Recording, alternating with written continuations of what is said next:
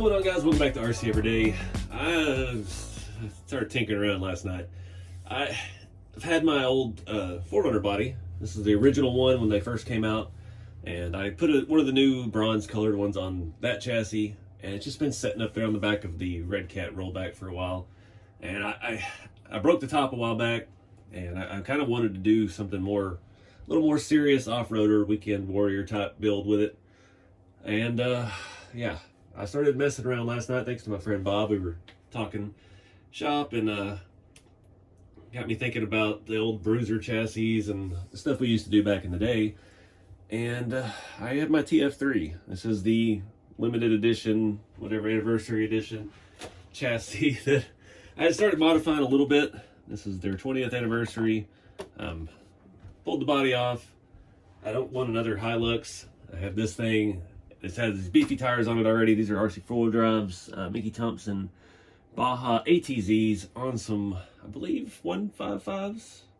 Yeah, these are 155. These are Boom Pro builds, and that looks good. So I've already started tearing some of the truck apart. If you know the TF3, it's got a whole bunch of drama around it. Nobody liked it. The steering servo was removed and put in the middle of the truck, and it had wonky linkage that turned a turnbuckle in the front. Had a scale engine that was supposed to be a 22 RE that was the size of a 12 valve Cummins. And I've had to strip stuff off to be able to get this body to sit on there. I only have a couple screws holding it in. If you remember, the 4Runners are slightly wider than the Hilux, so I've got some spacers in here. But I'm pretty committed to this. I've already ordered the CC hand half doors, and this is going to fit the theme of what I'm thinking here pretty well. So I think this is going to happen. We're going to tear this chassis apart, fix what needs to be fixed, and rebuild this thing into hopefully a competent trail truck with leaf springs. So let me show you what we're working with underneath. All right, so if you remember, these were numbered. I believe mine is 153 of 200. Oh well. I've already stripped off the rear body mounts. The steering servo mounts something like this, and went up here to a turnbuckle. Had a tremendous amount of slop in it, unfortunately, and just this is too big. I've already taken off the entire front assembly. It would not fit behind the grill of my 4Runner body. So that being said, I think what we're going to do to start with, this has great feeling leaf springs. We've got the shackle reversal up front. We've got good shocks. We've got the actual like scale U-bolts on the leaf springs. We've got two leaves all the way around. I remember vaguely, because I did a couple mods to this when it first came out, and then it just kind of got put on the shelf. I think we flipped the rear hangers around on the back and got the rear actually feeling very nice. So we've got good bones. We've got brand new Yoda 2s on it. We've got a good chassis set up. I think we're just going to swap in the standard transmission, single speed, and a regular transfer case. Get rid of this 2-speed stuff. I'm just not a fan of 2 speeds. Not my cup of tea. Then use the rest of this chassis as it is to try and build us a little TF3 rock crawler deal.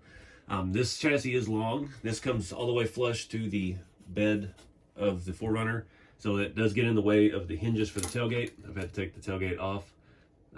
We might be able to modify that and save that, because I do like this tailgate, since I had a bright idea once to put some glass half stuck open in the back of it, and I think it looks cool. But yes, so now we got to rip all this drivetrain out and get rid of that second servo. I don't want to lighten it up too much, because that's some of what I like about it is the weight. That's why it works as well as it feels like it works. But yeah, got to do some digging here. This has just got to go.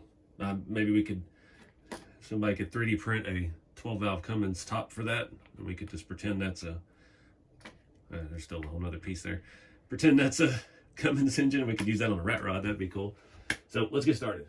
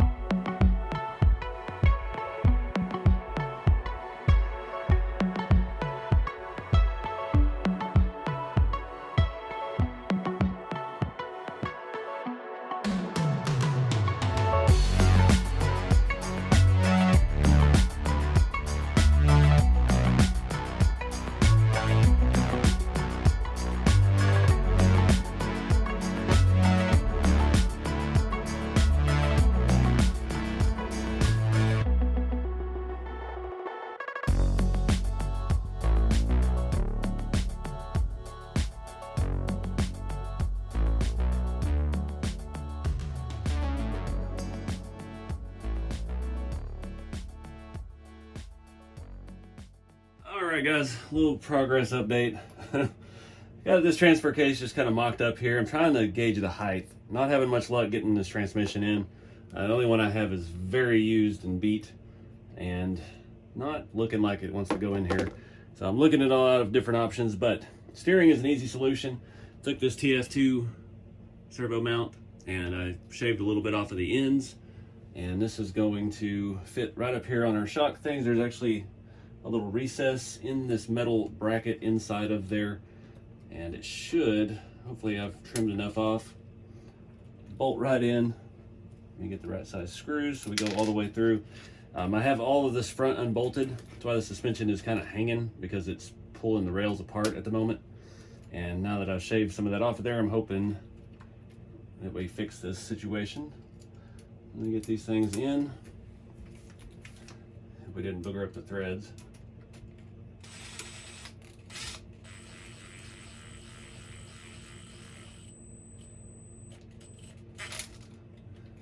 Side's looking good. Where'd my other screw go? Got so many screws out. There's one.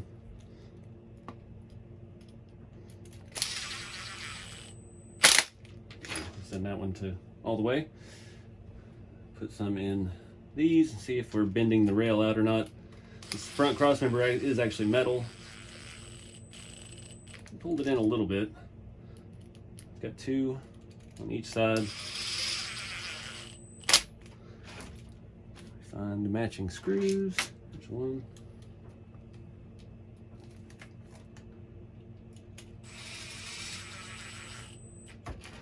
We're kind of just wedging that in there as well, but it is locked in the inside of the frame, and it's pretty close to the right length. Oh, come on. Find another short one and finish this part up. I think that's going to work out perfect. This servo has that giant thing on it, but the orientation of the arm is going to be in the right spot. That out of there. It's got some other brackets on it, but you get the gist. It's going to put it right above the axle. We'll have to shorten the rod just a little bit. That should work. We got, yeah, we'll have room. It won't squat all the way down. That's with the shackles all the way hitting the chassis. Yeah, I think that's going to work great. So, on to the next elephant in the room. This is a very old transfer case that is off of the old Yoda Bruiseruptor trucks. These shocks have very sloppy rod ends. But I think that's going to work great. The way it is, the drive shaft angles and stuff will be pretty close to where they were factory, so the stock drive shaft should work. It's just getting the transmission in there. And I've been looking at other options. I've got this GCM with their LRT2. I'd have to flip this, and then unfortunately that screw there is stripped. I Loctited it too well and cannot get that out. I also have this transmission, which I think is some sort of other option, SSD maybe. I got this used, same thing. This one will not flip. It's not a reversible transfer case. So we've got to have that front output on the passenger side, unfortunately. So I've got this single speed R3 and no way to mount it. This has those offset brackets. They usually come off to this side and your motor sticks up and over this side. Pending with doing the servo this way, we are eating up a good bit of our front space in there. So I don't know, we may have to move this back, which honestly would be okay for weight distribution. I don't know, got a lot of stuff to play with. I have some other options as well that aren't RC4 drive transmissions that we could maybe work in, I don't know. All right, guys, I got to put this one back on the shelf for a little bit. Run out of time for today, and I'm probably not gonna have time to get to this one for a little bit. Got it mocked up here with one of these cheap eBay transmissions. Almost worked out perfect. Those little wings and this mounting plate. I guess if I'm gonna build this, I need to get me another Fusion and make sure we've got enough space in here for it. I could have measured, but yeah, out of time for the day, so. Liking what we got. I need to make another hole in the skid plate and mount the transfer case completely. It just has one screw in it. Servo situation is all tied up and works. Everything's aligned. I had to shorten the rod and put another short rod end on. It had a long one and a short one for some reason. But everything's looking pretty good. The drive shaft angles are about where they were. This one's might be a hair farther away, but not bad at all. I did not realize this front cross member here, the bumper mount, I looked on their website, it says it's machined aluminum, but this side cracked because this was a little wide, and still is a little wide. I need to take it out and shave a little more off. But I was pulling the rails apart in the front, and I went to tighten this, and it just snapped that corner off, and it looks like straight up just powdered Chinesium inside. It definitely doesn't look like machined billet, but all these parts are available. RC4 Drive still got a full catalog of replacement parts and chassis, everything on the website. So that came with the rear body mounts and rear bumper mount and this piece and a couple of little things for like 20 bucks. A-Main had it for like 35. I don't know what they're thinking, but they do still have like billet body mounts and stuff, which if this build continues on, we might upgrade some of the stuff like that. But this is what I'm thinking. I looked under the body. We've got plenty of space in here for standard electronics, which we don't really need. Honestly, this fit perfectly in the hump in that 4Runner body where it is, and going down it's going to be close. We might hit the diff with the motor, especially if you use like a Fusion Pro. It's kind of bulky, but we can always just lift this up just a little bit.